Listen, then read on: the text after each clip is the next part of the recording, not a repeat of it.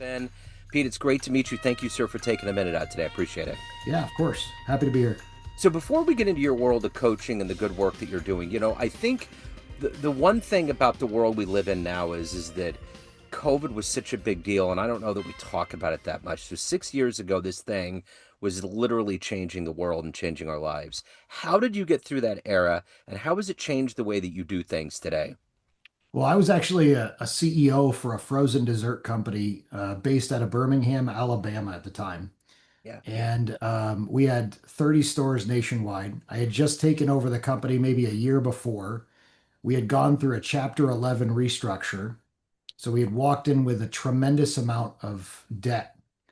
Um, and um, and something you don't realize that when you take over a company that has gone through a restructure like that, it's like taking over a car that they didn't perform any oil changes or maintenance on for the last 2 to 3 years because they knew things were dying. They knew it was going to go. And so, and they didn't have the money for it. So they weren't taking care of it well. So when I took over the company, we had all of this energy, all of this pizzazz. We had implemented EOS into the business. The team was energized. I had brought a lot of talented people into the company, and traveled. We had stores all across the nation. Traveled to those different regions, and had a rollout of the new company vision, and here's how we're going to turn things around. And then bam, COVID. Yeah. And you're not expecting that, right? We were a business that relied heavily on our catering and going to events, and that just went from 50% of our business to zero instantly Yeah. across the country. Plus, we were in colleges and wholesales at stadiums, selling frozen desserts, the Texas Rangers Stadium and the Atlanta Braves Stadium, and a bunch of colleges all across the South, and $0 sales. Yeah. We're going from multi-million dollar months to $0 in sales. And so I'm having to terminate 400 plus employees, shutter stores. So how did I deal with it? Horribly. Uh, Tremendous amount of stress. Um, I actually remember a moment where I was just sitting in the side of the highway. I had pulled over on the side of the highway and I was just crying because I hadn't made a paycheck in months. The PPP loan had, if you remember when that occurred, Yep. um, we were given no notice, no information about the PPP loan. We weren't told how it was going to be paid back, when it was going to be paid back, if it was going to be paid back. So I'm floating my salary to pay my employees. I've had to terminate multiple people. I've had to tell people that I had brought on board that they'd left their companies to join us. All of this is falling on squarely on my back. And I just couldn't take the pressure and the stress. So that's how I dealt with it. I sat on the side of the road and cried. Wow. So, how did you recover? Like, how did you get to a point where you got back on your feet? What was that pivotal moment for you? Well, there was a couple, so when we got the PPP loan and I was able to um, pay the employees finally, and then pay myself at least some of my salary back. My wife is homeschools the kids, and she's a stay-at-home wife and mother, and so we relied heavily on my salary, and my folks helped float, and my savings helped float for that time. But there was a moment where um, I had to really look upon myself, and this is where I started writing my first book called Lead with Empathy. There was a moment where you kind of hit a wall and you have to realize, am I going to ascend over that wall or am I going to be conquered by it? Yeah. And that was the breakdown moment, the pivotal breakdown moment of I don't think I've cried. I didn't even cry when my father died. I cried there, and just overwhelmed with this tremendous amount of emotion. And for me, I just internally looked inside and said, I have to get over this. I have to conquer this. I've got too many people counting on me. I have to be the rock. And my faith and my family, um, the people that relied on me, um, it's not some kind of toxic masculinity thing. It's just you don't have a choice, man. Yep, I And get so it. that's how I started to pour into my books and I started to write. And that became my first novel, my first, well, nonfiction novel, but my first book, Lead with Empathy, was the starting of that book. So let's go ahead and go into today. If I was to put you in front of a bunch of 13-year-olds at career day and they Yeah. wanted to know what you do for a living, how do you synthesize and explain your day job to their brains? Yeah. So I help first time founders or CEOs or small business owners find a way to scale their business without them. And what that means is, and what I would tell a 13-year-old is that when you start a business, you rely heavily on yourself to do everything, and you're the best at everything. And eventually, you can't keep on doing that. So you have to build a team around you and build processes and strategy. And I help those people do that because there's no playbook on how to do that. So since I've been there and done that, I give them the kind of the roadmap and the guidance and coach them through that. So let's go all the way back to the beginning of how all of this started. What did you want to be when you were a kid? What was your dream gig when you were at career day? A gemologist. Okay. So that's awesome. I've Yeah, never heard that. I'm just yeah, I had to take a second. That's great. So let me yeah, ask you this. Are you from yeah. Atlanta originally? No, I'm from upstate New York. Okay. So what were the building blocks? What'd you see around you that led you to become a CEO, to become a business coach, to have this high level of success and acumen? So you know the name of my company is Roll with the Punches, and it's very much like the way water flows in a river, man. That's been how my entire career has gone. I was 14 years old and I got a job bagging groceries at Hannaford grocery store in upstate New York, and I've never not worked, and I've taken whatever the next step happened to be. In my earlier career, that was corporate retail, and I worked my way up the corporate ladder to become a store manager and ran Targets and Dick's Sporting Goods and PetSmart stores, and even ran Blockbuster and Hollywood video stores early on in my days. Um, and eventually I hit kind of a wall where I was having kids and didn't want those nights and weekends and overnights and the inventories and the 30-day Decembers anymore. I wanted flexibility. So I took a leap and went into small business and leveraged all of that skill that I had learned from corporate retail, which is phenomenal. The Target learnings and the Dick's Sporting Goods education and the fundamentals, and took that into small business where, um, frankly, there was very little learning or education or training. And so I had kind of this new wave of experience.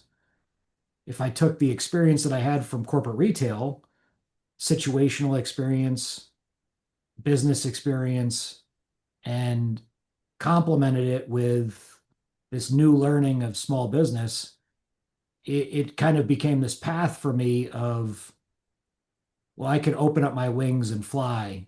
And that's where it became really exciting. Um, from there, I opened my entrepreneurial spirit. So did you have anybody around you that taught you that level of entrepreneurship or to climb No, you were the Not a, first of all of it. not a single person. No, no. Blue collar family. My dad worked at the police station. My mother worked for AT&T. Um, no examples of it in my family.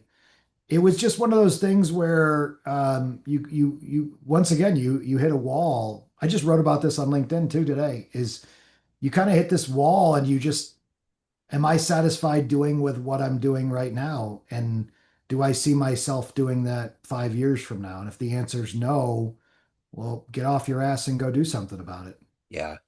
So who's been that inspiration for you that's allowed you to navigate, that's kind of controlled that river, so to speak, to land where you're at today? I've had some great mentors in my career. Some of the district managers and the folks that I've worked with. But I would tell you, and this is a little bit of a weird answer, but I've had more what I call non-examples. Yeah, I get I've it. had so many non-examples in my career. I've been through a lot of really bad leaders. I've seen awful examples of leadership. And whether that my morality or my integrity, I don't know what it is. I don't want to wind up like those people. I don't want to be those people. In my C-suite days, I went through a very violent assault by one of the leaders and put in the emergency room and had to go through and navigate that situation and the, you know, following situations that occurred as a result of that and trying to understand why that happened and still to this day can't really comprehend it. The examples and non-examples of leadership that I've had have kind of forged me into the person I've been and the person I want to be and the person I want to coach. So the reason I become a CEO coach is because of that, is because I've seen so many bad examples of CEOs, the ego, the the the the individuals that leverage the people around them and use them and the lies, the deceit. I mean, I could go on for Yeah, hours about the amount of, and I'm sure you've seen it too throughout yeah, your career. And so my motivation is not intrinsically as much as I have this example to be my North Star. I have more about that's the example that I want to walk away from. yeah. And pointedly, how do I help people not go that direction? Yeah, unfortunately and fortunately, the anti-hero can be just as potent as the hero. That's for Yeah, sure, right? yeah, 100%. So on this path to getting to a point where you're counseling and helping CEOs, you've seen all of these different mechanisms that go into these huge organizations and huge companies from a corporate and on the ground level. So I'm curious, who do you admire out there that has built a company where people always come back, their employees are happy, there's a great culture, there's this holistic thing that's almost an ideological way of running a business? Maybe Amazon app. I mean, there's all these examples. Who have you admired and maybe emulated on a subconscious level?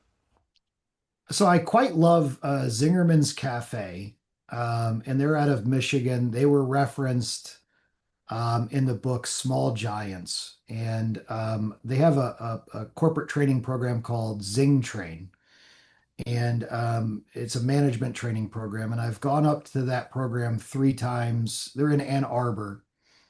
They do a wonderful open book leadership program. Back in the with the Great Game of Business, um, Jack Stack way of running a business. And they believe in open book management. And, you know, an example that they had that was an amazing example was they have a restaurant. And in that restaurant, they were um, going through cost of goods through the roof. They were spending so much money on their potatoes and all of their ingredients. And so they had an open book meeting and said, "Hey, team, everyone, tell us what's going on here." And their brand new entry level dishwasher said, "Guys, I'm scraping off French fries from every single plate into the garbage every single night." And that led them to this understanding, well, we just need to offer smaller portions of French fries and offer them as unlimited for French fries instead. And a massive savings on cost of goods. And on top of that, this better benefit for their customers. Yeah. And so that's just a direct example of this open book management. But they run their entire business that way. Yeah. This servant leadership, that the owner of the company is out pouring water at the restaurant from 4 to 6, Monday through Friday, in a t-shirt. It's just, as big as the company is, as much as they have going on, they're a company that truly inspired me, and they did some corporate training, and I've really tried to emulate who they are within my coaching as to kind of the pinnacle of what good looks like. And those are such good examples. I'll hear about that, where there's a beloved boss that does things like that and they foster this environment. And it's totally plausible. And especially when you stack that up against the horrible people that we've all worked with. Like, how does this happen? But, half the time those businesses don't make it. I'm going to tell you the one word that is just so damning. It's ego. Hmm. If no one can check the ego of a CEO, if no one can check that. The consistent theme I've seen of bad companies is a CEO that doesn't get feedback from their team.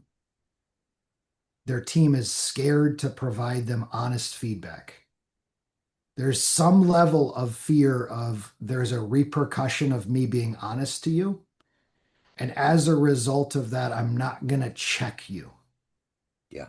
And there's no one else checking the CEO. And so the CEO starts to slip. They come in with these great ideas, they come in with this great strategy, and they have this overwhelming maturity and this leadership component. They read the books, but there's no one checking them. Yeah.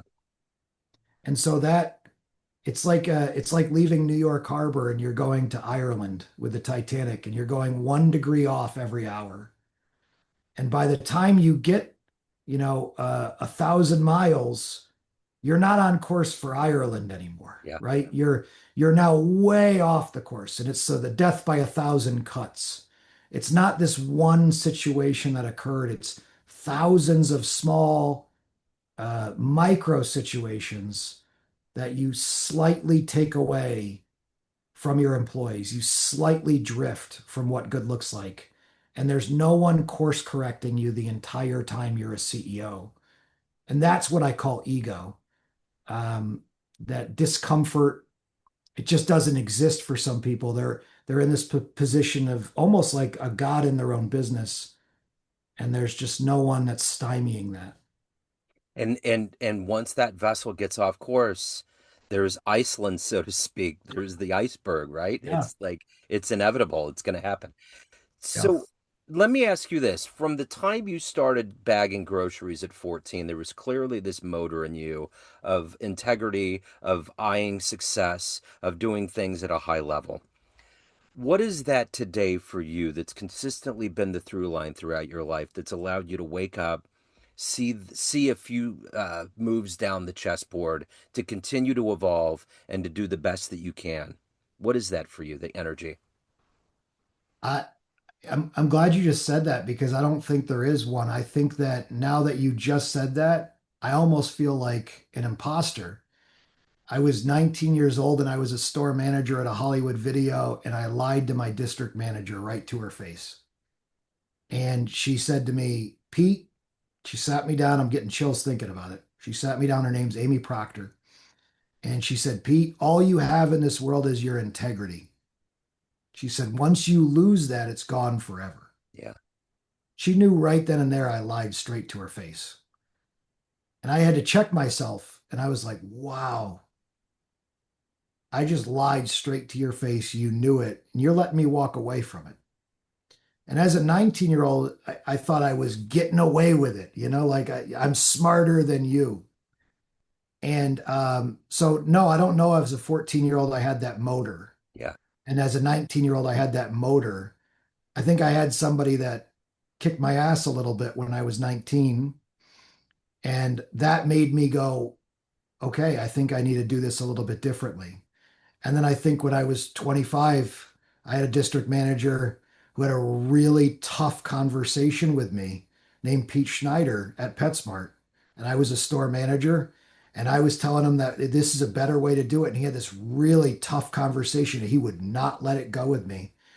He called it the bat and the ball conversation. And he'll laugh when he hears this. He knows exactly what I'm talking about. And the bat and the ball conversation, it's irrelevant what I want. What's better? The guy who brings the bat and the ball to the playground gets to choose the rules. And that was really hard for the libertarian of me. Yeah, And for it sure. sat with me and it still sits with me.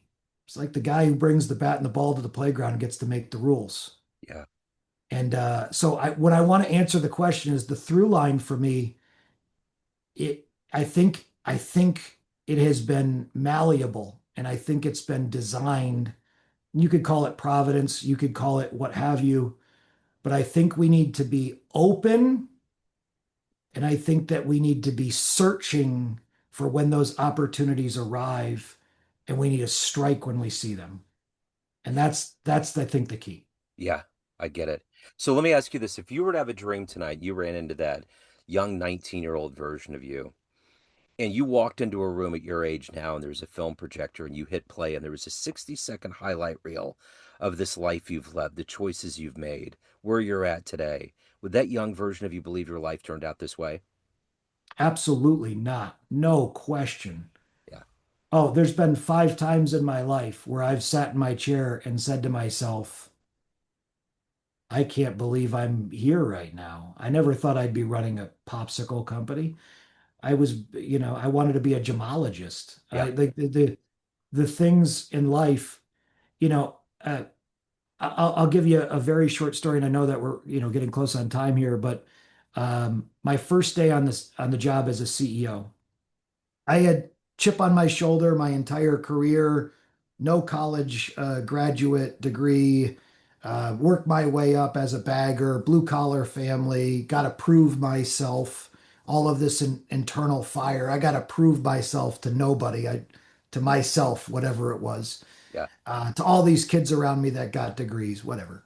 Um, I'm sitting at the chair as a CEO on day one, and I remember saying to myself, man, nothing changed.